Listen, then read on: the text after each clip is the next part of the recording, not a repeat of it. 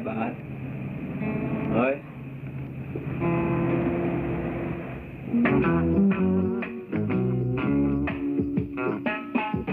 You're gonna lively up yourself and don't be no drag. You got to lively up yourself, or reggae is another bag. You're gonna lively up yourself and don't say no. You got to lively up yourself, 'cause I said so. You come so, you come so. Oh yeah. You're gonna lively up yourself and don't say no. Wonder why you act so.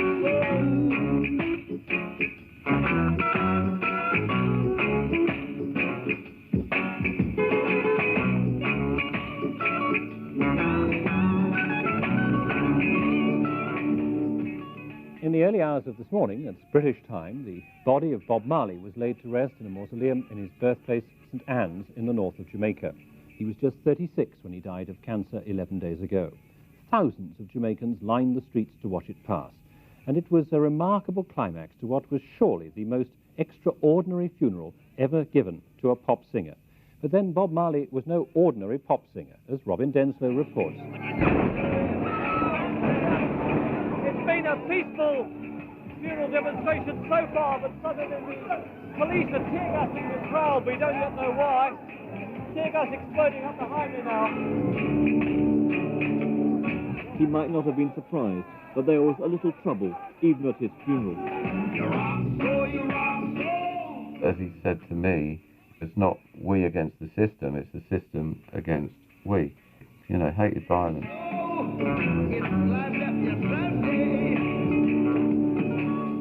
Rastas believe in peace and love. We'd use the pen as the sword.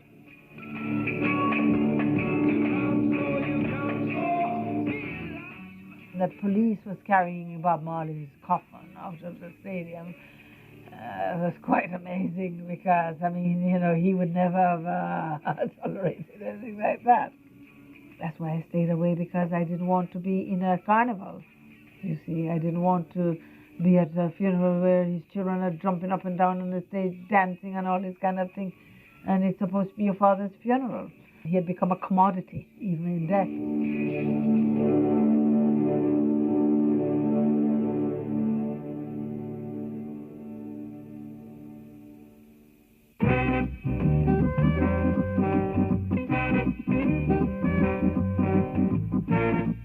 That's Bob's aim and his desire, to see everybody live in peace and harmony in this world. Because that's what let the world go round, you know, love.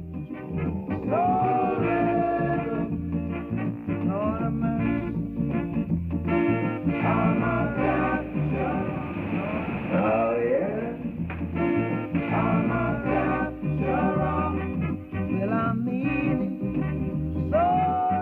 You really can't solve a problem with a war, you know. To really solve a problem, you know, feel like really killing someone. But whose problem am I going to solve when I kill someone? You know what I mean? So I figure the peace is the best thing. From unknown Trenchtown Rasta to one of the world's most influential artists, Bob Marley was a musical prophet and Rasta warrior who fought oppression and injustice with his six-string guitar. He took the pulsating power of reggae music and tied its vibration to universal anthems of justice and unity. As the undisputed sovereign of reggae, Bob Marley's revolutionary music has and continues to have a massive impact on people of all races throughout the world. The music follows you wherever you go. Lots of grown-ups say to me, you know, when I put on a Bob Marley record and I'm feeling depressed and I put it on in the morning, I feel so much better. I think it will continue, honestly, forever, in a sense. I think that his music will be around forever. I think we didn't see a fraction of what he could have done. He didn't even have 10 years at the top, you know, that's nothing.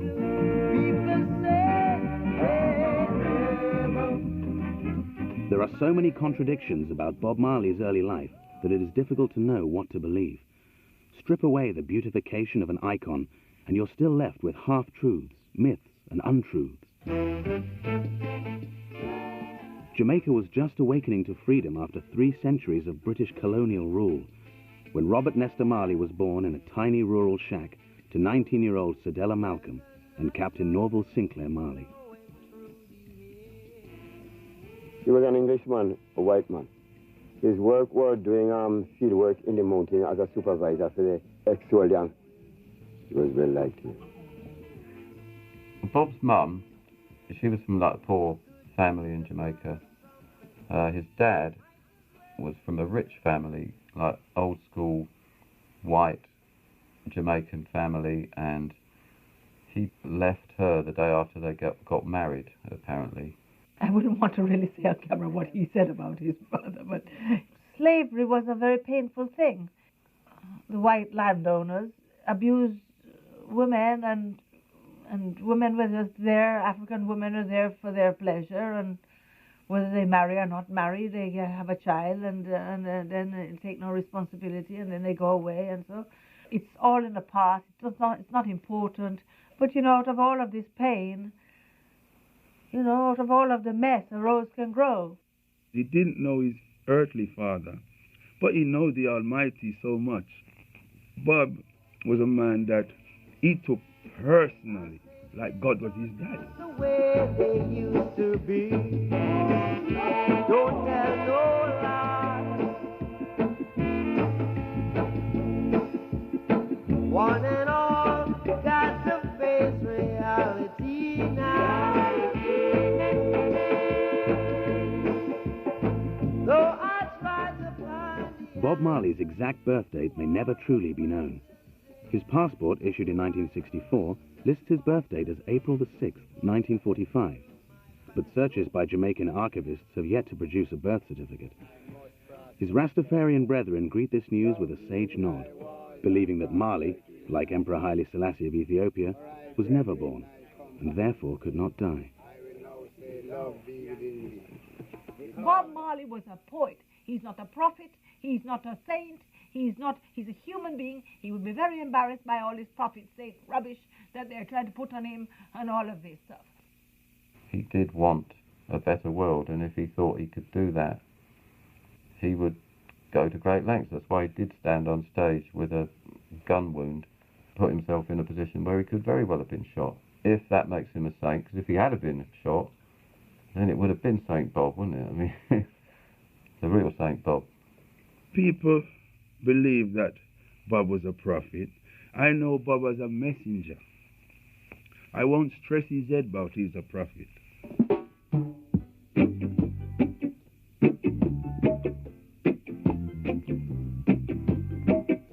one good thing about music when it hits the beat. At the age of 5, Bob moved with his mother to Kingston, where Cedella thought that they would have a greater chance of improving their lives. Well, Bob told me about his childhood in the sense of he was a little boy that suffered, but then most black children born in poverty are going to suffer. His childhood was not, a cloistered, happy, conventional childhood. It was a street childhood, and, it wasn't easy. His mother, she was gone when he was very young. He said she went to America. But she did send for him, and he did try there, but of course it was no good for him. And he returned to Jamaica, which is a good thing. But at the same time, there was happiness. He had happy times with his grandfather when he would go to the fields on the donkey and help dig yams and things like that. So he had great memories of his grandfather. And that's Bob's house, right? Bob used to be living over there. Long time now, about 16, 17 years old. Bob would eat out of the calabash and so forth. He would not eat out of any other plate or utensil. And he was living on a single bed inside this room here. Cedella took Bob to live with the Livingston family, and it was here that Bob and his newfound friend, Bunny Livingston, began to experiment with music.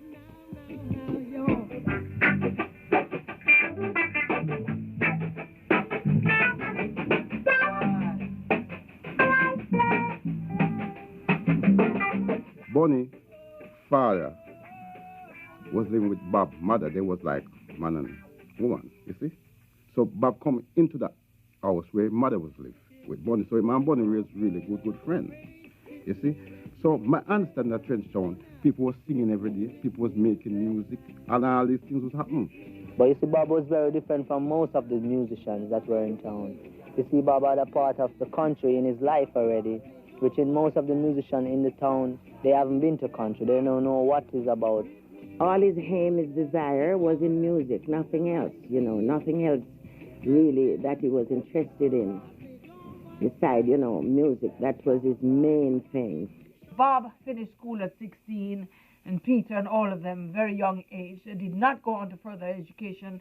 They did not have time to read books to enhance their vocabulary anymore. So they were just, he was very interested in world affairs. He'd read the papers every morning, and so he was very much tuned into how the world was going. But that doesn't mean that he was an intellectual. He was more educated from the street. He really learnt what he needed to learn. You know, inspiration instead of education is how we like to put it. He was hanging out with, you know, the gangs, what later became known as rude boys. He was playing football on the street, hanging out on the street, hearing music on the street. I mean, most of his education came from there. Bob took his first job as an apprentice welder. However, after an accident that filled his right eye with metal, he became determined to make it as a singer. Bob and Bunny, along with another teenager, Peter McIntosh, formed the Wailing Rude Boys, who later became known as the Wailers. Their first song, Simmer Down, was an instant #1 in Jamaica. Early Wailers songs were based on the popular dance music style of ska. Over time, the Wailers slowed down the beat, preferring the slower, bass-heavy sound of reggae. White mountain lights there, oh, he's a man. You had ska, first of all, which was quite up, frantic, but then it was about mid-60s and it was really hot, and ska proved to be a little bit too energetic to leave about to, so it kind of slowed down and it turned into rocksteady, which was like the link between ska and what became known as roots reggae, which is when it really got slow, and I think that's when like the ganja was kicking in as well, and it was kind of a slow evolution. The very soul of reggae music was from the Crown Nation ceremonies, which the Rastafarians used to just chant. They call it Rastafarian hymns. They sing these old songs over drumming. There'd be like 20 drummers just playing this kind of heartbeat. It was based on a heartbeat. They'd be chanting away like this and listening to American R&B, like popular US hits of the day. Somewhere along the line, the two combined. But reggae was a very slowly evolving thing.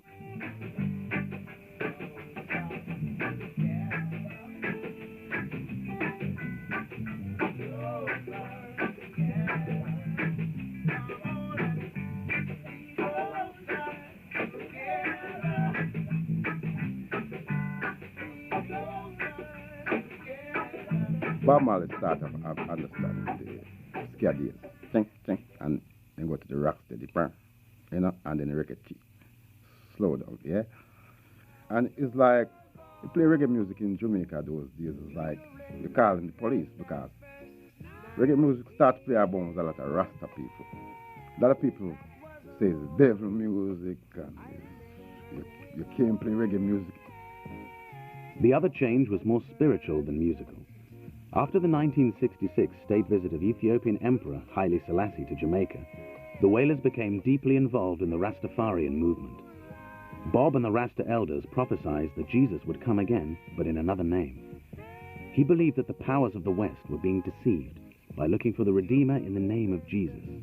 That first night we Bless His Imperial Majesty, Emperor Haile Selassie, Jah Rastafari, who liveth and reigneth with I and I continually, ever faithful, ever sure. Jah Rastafari, with no apology. And this is the Rastaman vibration.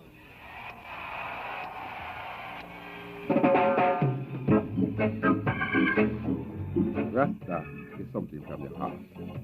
Rastafari is not like a religion, it's like more like a concept for the people, something to believe in. Growing up as a Rasta, when the parents say, go and cut his trim here, boy, you know, it was a problem. Because everybody's supposed to look like American Jerry Curl, and, you know, most Jamaican people are slaves, like, come from Africa as slaves. So, you find the Rasta people, well, it was more like the underprivileged, you know. Rasta was really, well, like a burden to the society. The policeman in Jamaica now, well, there was more racism with them. You see, because if you're a Rasta, you talk about Rasta and a policeman catch you, you're going to jail. The police gave us a hard time. There was roadblocks everywhere. It was very, very difficult. Taxis wouldn't stop for us. He'd say, Esther, you go and stand in the street and they'll stand for you first. And his car would break down and things like that, and he can't get it fixed. And so it was really very odd.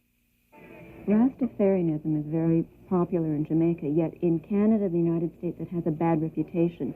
People are associated with drugs and the trafficking of marijuana and violent police arrests. Yeah, man, them crucified Christ, remember?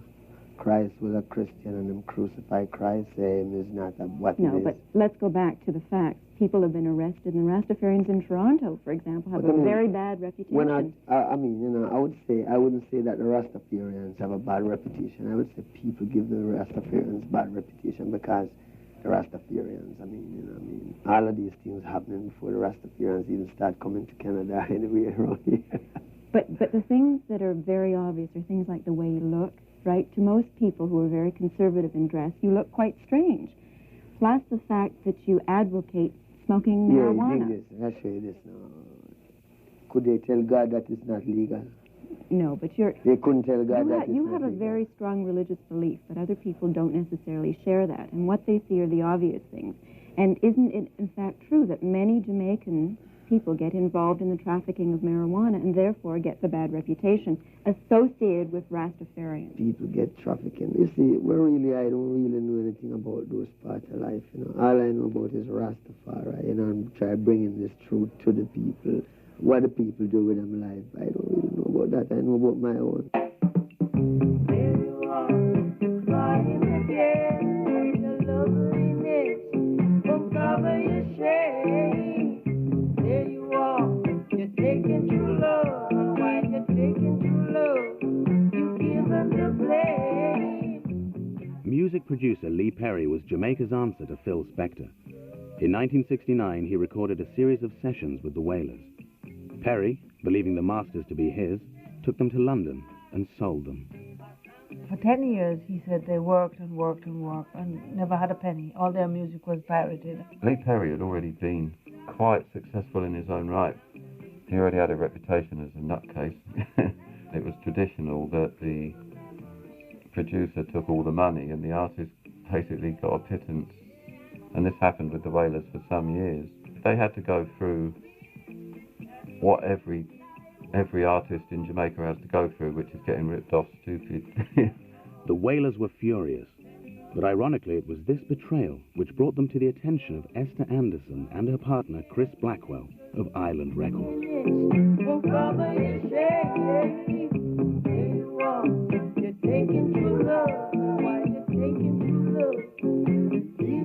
When I came to England and studied acting at the Actors Workshop, when I finished drama school, I did all the usual things like Dixon of Dark Green, The Saint, Danger Man, The Avengers, all these kind of work that was available for black people, which was not a lot at the time. Eventually did a film with Sidney Poitier, which won the Image Award for me and gave me an Oscar nomination. And I grew up in England struggling to actually express myself because there wasn't that much work. But alongside that, I was helping to introduce our music here through Island Records and my partner, to bring our people bring out the music from Jamaica. We started Island Records here in England. It seemed at the time an impossible sort of dream, but between my partner and myself, it was just a little mini. We went from record shop to record shop, and I would go and I would bombard everybody with the records. We started out like that, and eventually people started buying the records. It was always on a sale and return basis, so it was 25 years it took. We worked very hard, and we achieved our goals. I mean, we were one of the first independent labels. It was kind of like a revolution that took place and gave the industry, you know, something that the young people, young musicians could then take control of their lives and be freer to express themselves. What Bob was losing out financially, he was gaining in finding his feet, studio experience, and then Chris Blackwell noticing and signing him up. And it has to be taken into account that when Blackwell signed him, Island was not a reggae label, reggae was not popular. I known Jimi Hendrix, right? And Bob reminded me of Hendrix. But I knew with Bob and the Wailers, not Bob alone, but Bob and the Wailers as a group, strong. I could see, once I heard Concrete Jungle and Slave Driver, that was it. I was totally committed. By 1973, the Wailers had cracked Jamaica. Now it was time for them to take on the world.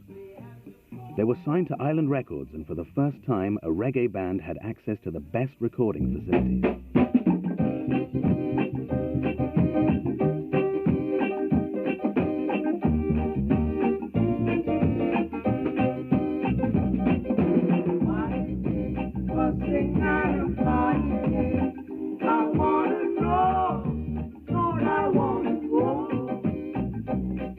We took him all around the Caribbean, and I photographed him all the time. We developed a very close relationship where we started to write together.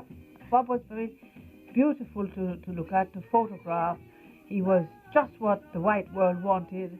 They would not accept Peter Tosh, who was very, very bright also, because he was too black. They never let Jimmy Cliff through because he was too black. But Bob, as the person leading the group, could go through and pull all the others through, and he could be the voice for them. Bob really wanted to get his voice out, to really stand as an example for liberation. Hey, happy people, this here is something new.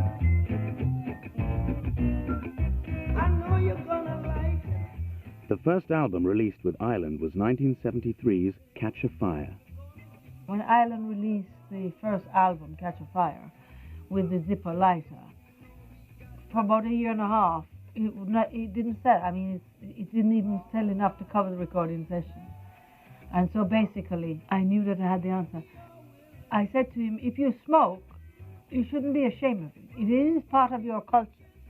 My approach was to photograph Bob in the light that we have in Jamaica, showing the color of our skin the way it should be shown. And I took his shirt off because he has a lovely color. And once the light hit his skin and bounced back onto my lens, that was it. Catch a Fire was re-released with a new cover shot by Esther. That was such a controversial record in America because it was banned, and because it was banned, it became a huge hit. Bob's songs were parables, messages of faith and warning. He never ceased to speak out against the oppressors, using his influence to highlight the exploitation of the black race. His lyrics reflected the plight of the demoralized people of Jamaica, seeking escape from the slums.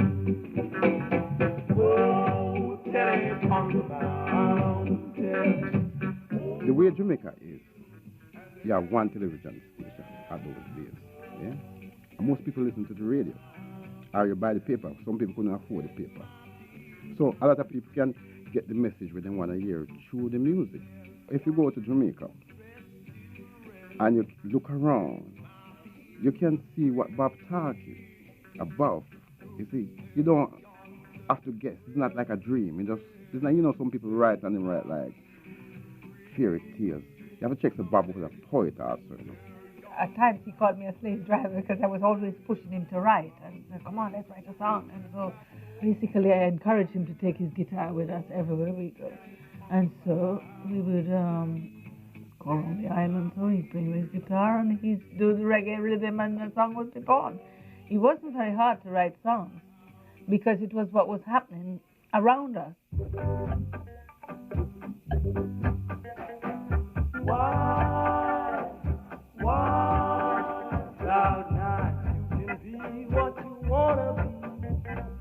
The songs Bob sang, they were logic and common sense. He was strong to his cause. We developed a very close relationship where we started to write together, and we wrote Get Up, Stand Up, Flying Over Haiti, a country which had experienced the most awful poverty and the most awful pain with slavery. We just wrote it there on the plane, on the paper, and just start talking, and he'd beat out a little rhythm on the seat of the plane, and that would be it. He wrote some great pop songs with catchy choruses that you can sing. Right, that's the surface level. On an emotional level, and especially a groove level, the Wailers were an incredible band. Bob was an incredibly passionate singer, and these are things that strike an emotional chord no matter what style of music you're into. I mean, you can hate reggae and love Bob Marley. You know, it's just universal, and he's got a universal message. He's positive. Lord, I gotta keep on moving. Lord, I gotta get on down. The revolution and the struggle was using the pen to speak for us and using the music to drive the lyrics to put the thing out so that all people could identify it, that it could become universal and really cross over. So I encourage him to write more protest songs rather than love songs. Bob managed to have like these different personalities. I mean, the same album, he could be doing a song about war, a really brutal, graphic, realistic song, and then he'll be singing Waiting in Vain or Is This Love? You know, he just was able to translate whatever was going on in his head. It just came out, and it was always sounding like Bob. And he never sold out, got soppy or soft or anything like that. It was all part of him. Just he wasn't ever going to be just a relentless militant. Hey, what is your own? What's your music to you? The music to me. The music is more than music to me. It go further than music, you know. It go with I don't know, it further than music. But you used it as a strong message. I mean, words like a hungry man is an angry man. The music used me. Whatever it is, there's no doubt Bob Marley knows how to use his music. 12,000 people, more than half of them white, came to hear him perform. And in a trance-like mystical state, he's carried them with him and left them shouting for more. Despite this obvious commercial success, he appears to live the life he preaches. But as Bob's fame amplified, so did the media pressure. He wasn't the god-like figure that he is now, but he was certainly one of the most famous men in the world. People started coming from Harvard, Oxford University, Cambridge, and so to investigate the whole, what was going on in Jamaica. I coach them. I just say to Bob, now, you just have to be yourself, be strong, speak with your own dialect, the way you speak. Don't try to, articulate for them the way they want to do it. All the reporters had to come through me, and Bob Rose was then free to be himself, to speak in his own way, to articulate the way he articulates, and for Jamaicans not to be ashamed of their accent.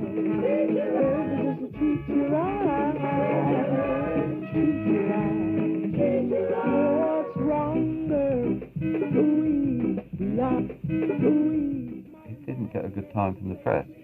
I asked him about this. I said, why? You're always getting slagged off. Why are you sitting there talking to me now? And he just said, it comes with the territory. I've got to keep going out there and playing and trying to make myself better.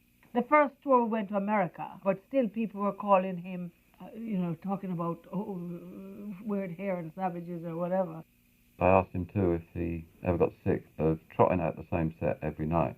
His shows have been slagged off for going through the motions. Now, and if you've ever seen any footage of Bob Marley, you know he's no way going through the motions. I mean, he gets carried away, and he was going to another place in himself every night.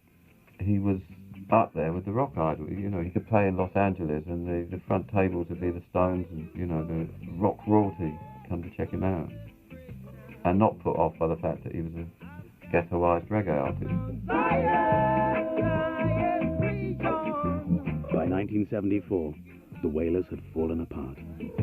Let me tell you this, I'm a dirty conqueror.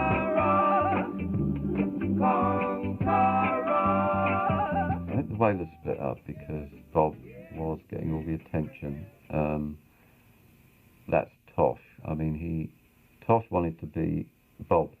He was very, very upset because he didn't want to be a front man. He didn't want a front. He just wanted to just help to do the work and get the message out. So I encouraged him to just reform, and so he went back and he got himself a manager, and the manager renegotiated a new contract, and then they became Bob Marley and the Wailers. So the Wailers could be anyone after that, but basically with Family Man and Carly driving the rhythm section. Although they broke up, and it was a very sad time because Peter and Bob were like John Lennon and Paul McCartney together. However, Bob Marley's star was on the rise. Now that he had become an international celebrity, politicians sought to use him as a pawn in their power games. Jamaica's rival parties were both keen to conscript him because he had street credibility. He was not just a Jamaican singer. He was an international singer, because the message that he carried was the message of third world people all over the world.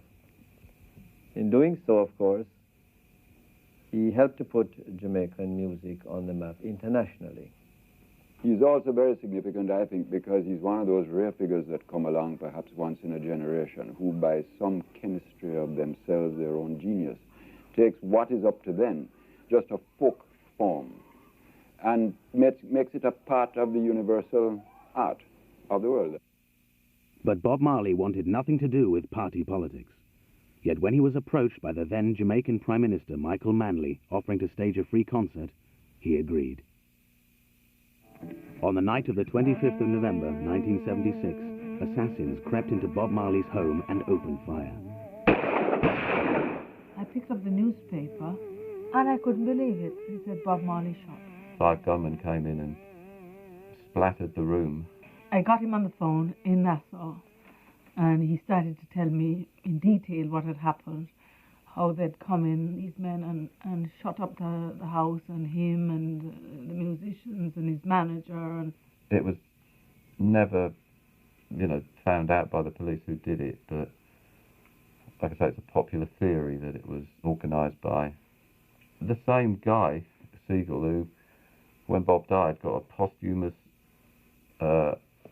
Jamaican equivalent of the knighthood or whatever. No, they tried to kill him, of course. Politician, very dangerous, Politics is life and death, Very selfish. To be a president in Jamaica, you have to be corrupted. Any kind of politician, you have to be corrupted. I would believe that Bob Marley was shot by a politician, He came to England and then he acted out everything. He acted it out and showed me where the bullet was in his arm, because he still had a bullet in his hand. And he made me write it down. He said, you've got to write it all down. Anyway, he survived and he did the show. He still went back and he did the concert. And some people say it was political. Some people say it had something to do with some of his friends who attached themselves to him. He did the gig wearing a bandage, and I think it was Rita Marley got shot in the head. She did the gig in a nightie with a bandage on her head. A lot of the bands pulled out. Bob, fair play, he could have just walked on stage and been machine gunned down. That really took a bit of courage to do that. But, he stood there, the famous picture where he's got the two leaders and he's bringing their hands together. He was a sitting target there. I'm surprised he got away that lightly. Bob's status had increasingly attracted those seeking to exploit his popularity for their gain. His refusal to be controlled by others had almost cost him his life. Did you see him as a political figure in any way? There was an assassination attempt on him just before he was to give a concert which some people saw as being a sign of support for you in the election before last. Yes. The political figure, yes. Political figure, no. Political figure, no, in the sense that Bob was not by temperament or mind the kind of person who would ever become, say, a part of a party. Bob wasn't at that length, at that level, on that wavelength at all. Political, yes, in that he was one of the most articulate troubadours of the ghetto, its suffering, its pressures, that I have ever heard. Ghetto youth, tired of the constant political infighting, banded together in a mammoth reggae concert for peace. It ended with Prime Minister Michael Manley and opposition leader Edward Seaga on stage, shaking hands in an appeal for peace. The man responsible for it all, they say, was Bob Marley. But isn't what you need some sort of social, legislative change? The economic conditions are bad. You have a lot of people who are unemployed. What's really going to happen now is that we don't really want the island to change. We want the world to change. And his music is how he gets his message across.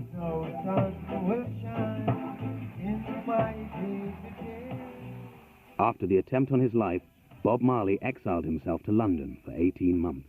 After the shooting, first of all he took off to the Bahamas, and then he came to London, spent 18 months living in Chelsea, recording Exodus.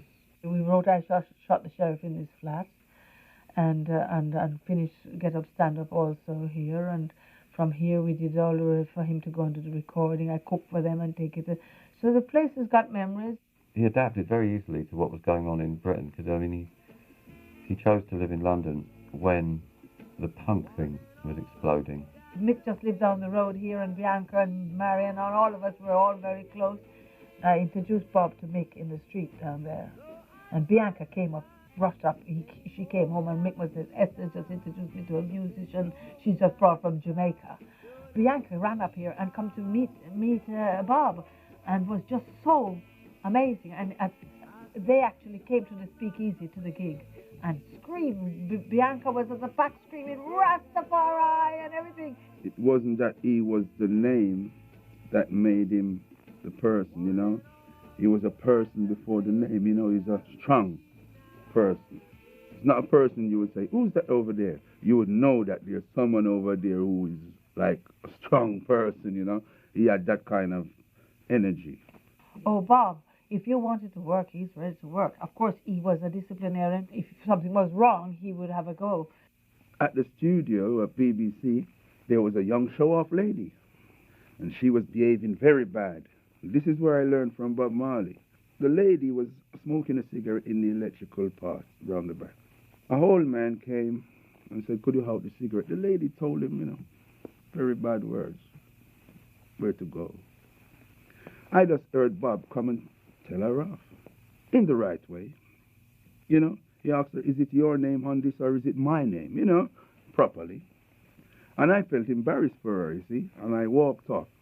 And I know that he's a man, you know, because that lady was a very show-off lady, she, you know, because I'm little me, I was little, you know, 17-year-old Rasta, so, you know, she don't see you. But Bob Marley see everybody, you know. Yeah, he was good like that. I think Bob was single-minded into the music. He wanted his family around him. When I say family, his extended family of musicians, a complex network of female company. Miss World was living in the house, and she said, what are you, a big famous movie star, with a boy like that? And so, but I said, one day you'll all see, you know, and anyway, she ended up as Mrs. Marley or whatever. Women used to chase that man because, as I say, of his aura. And then you know that all I want is just to treat you right. He was a man who loved women, and they'd come to heat him up. He never go running after them, but like all rock stars, he attract girls. While in London, Bob heard the Clash for the first time. He admired their courage and anger in the face of England's class-based economic oppression and identified with their fight against racism and the system. Bob came to realise that there were a lot of similarities between the punks and the young black kids in London who were getting stopped by the police, and there were a lot of similarities between, his kids he knew back home in Trenchtown. Bob started off taking the mickey, but he ended up doing a record called Punky Reggae Party, which, name checks the Clash. He fitted like a glove, and he was playing football, and there was a lot of, regular football matches going on through 1977, including one with the Clash, I believe. We used to link up with Bob Marley and play football and stuff like that in the team. Make a team and, go out as the Whalers and play football and, do quite good, Never got thrashed, really, I don't know. I think the Whalers slaughtered the Clash, but they were a good team. Could read the game, we call it. Could read the game. Strong. A little short man. Strong. I asked him if he'd ever considered being a footballer as opposed to a musician, and he said never, because his music's in his soul, and he made a point of saying football's too rough. He used to like to play football, which I totally disapproved of, because I used to say, you're not a football player. And so he had this friend who used to encourage him to go off to play this football. And I said, but people are waiting on you. You have to go on tour, and you should be rehearsing and writing songs. But he liked the football. And of course, that's what damaged his toe, that then became malignant and created all this cancer cells in his body that took him over eventually. In, May 77, Bob sustained the football injury which would become the cancer, and it was Bob's passion for football which really, he kept playing. He didn't stop in May 1977, he was still playing in 1980, which is a bit silly really. By the late 1970s, Bob Marley had catapulted from the hottest new celebrity in black music to global superstar. He had become a world figurehead, like a Jamaican Martin Luther King. His records sold millions. His tours sold out, and from Asia to America, from Africa to Europe, he sang the message of Jah.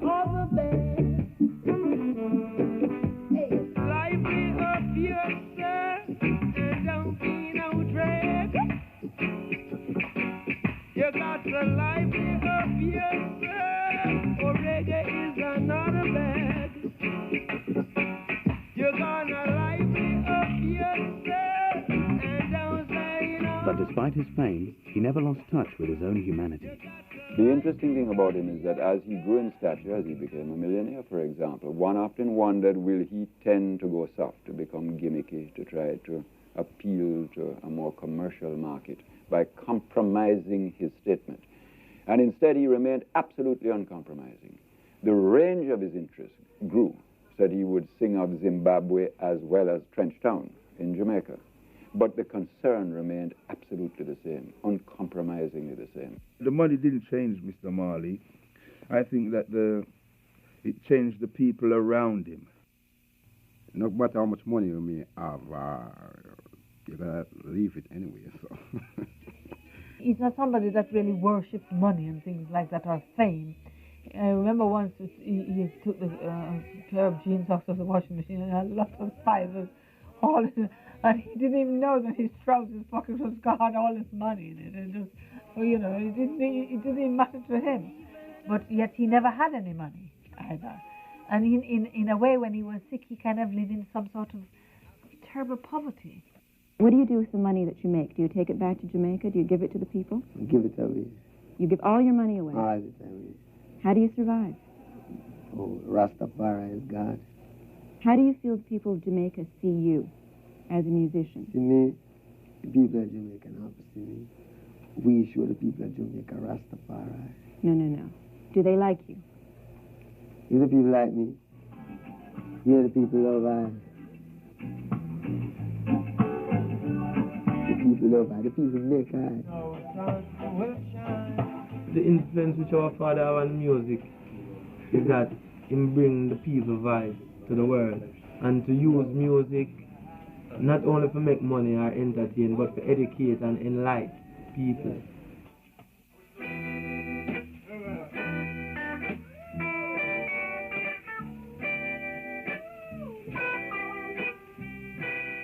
He said, Mama, the doctor said I have cancer in my leg and maybe they have to cut it off. I couldn't believe, you know. I said, what? He said, yes, but he said, why would you give me cancer? I never do anybody any wrong. I never do anything that is wrong. What is it? Why? So I didn't really have the answer for that. I could only say, who shall love it? Each chastise it. So, you know, whatever comes, we have to just face what is before us. He was limping, you know, he was hopping away on his bandaged foot. And obviously the first thing I said was, oh, what you done there? And he laughed. And that is the nearest he got to, he was basically saying that, well, look, you know, my foot, it hurt. He must have known he was seriously ill. But he didn't, he wasn't even putting a brave face on it. He was genuinely sitting there, really chilled out, watching the Olympics on the TV with the sound off. And he was just very, very content. I always remember his last words, though. He grabbed hold of my hand, looked me in the eye, and this massive grin that he had, with a twinkling, warm grin. He just said, everything cool. And that was it, you know. But just the way he said it, it was everything cool, you know.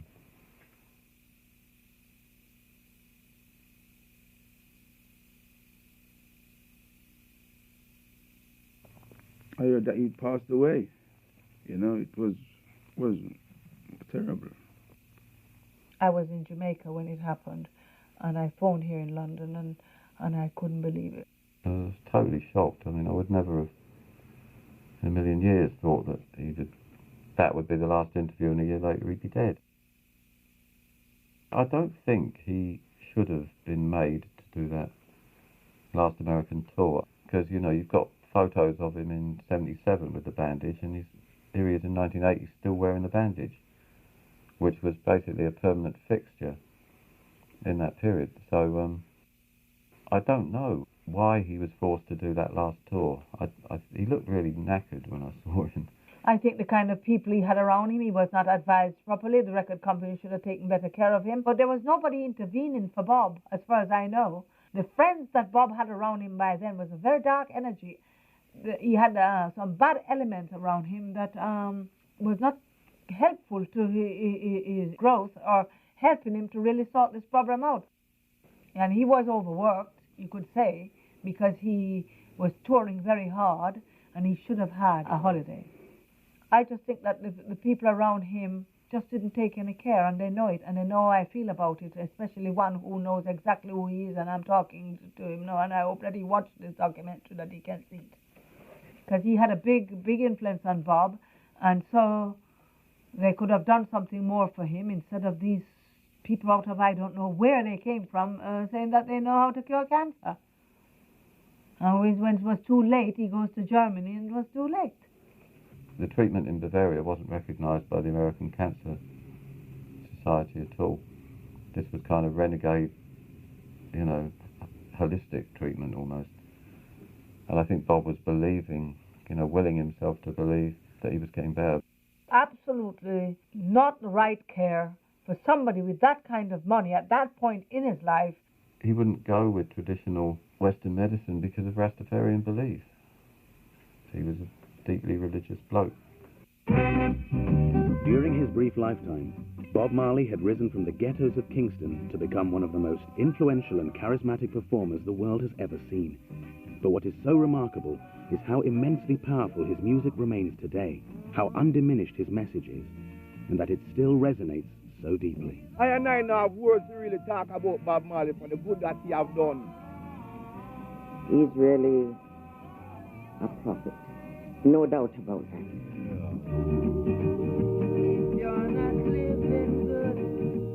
He was going to be a superstar, whatever. You know, he had that in him. He was strong to his cause, genuine, you know. I don't think that he would have thought of himself as any saint or any prophet or anything. He'd tell you to go away with that. You know, he just would not have tolerated any of that.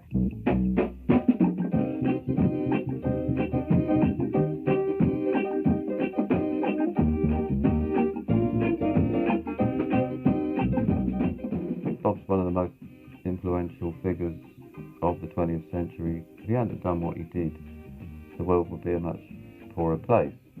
They have made him into a commodity. Now you can buy Bob Marley shoes on the internet or whatever it is, you know. He would have just been sick.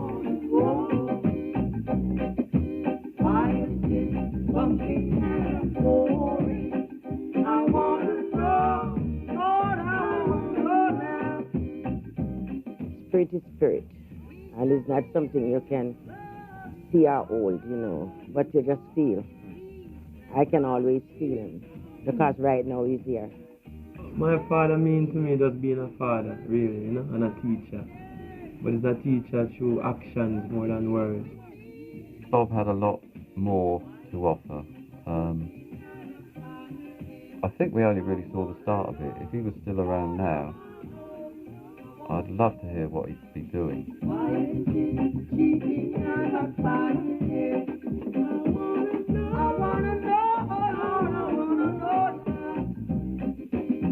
He's always with us, and the music is always there. He's here to stay, really. I mean, would he have done Live Aid? You know, you can speculate, you can go on, you know, all you like, but I think if he'd have had another few years even, you know, just a couple, I think we would have seen a lot more of another side of Bob. His music, he did it from his heart and from his experience, you know.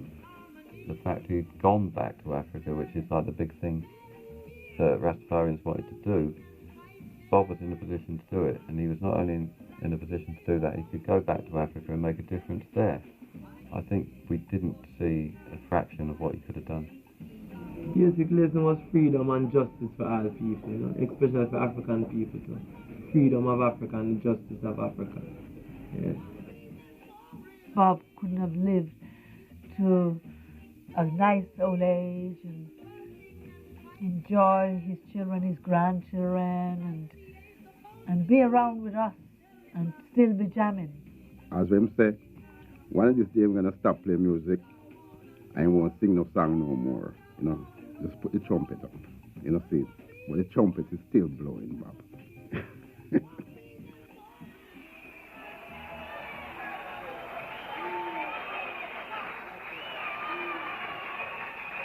Now, my name is Natty Dre.